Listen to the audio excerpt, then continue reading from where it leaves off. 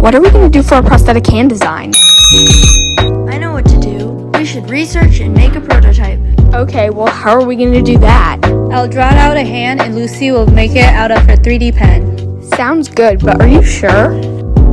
Here come Lucy with all her tools.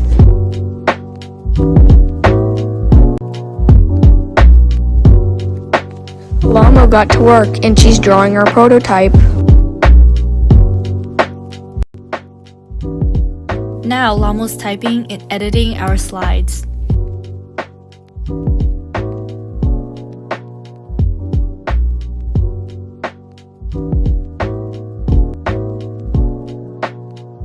Right here, Lucy's making the hand. It's a bit long, so we'll speed it up. Lucy is now making the palm.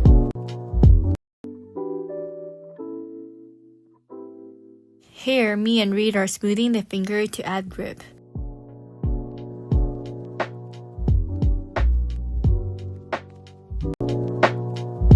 Lucy is finishing up the palm with the 3D pen and the hot glue gun.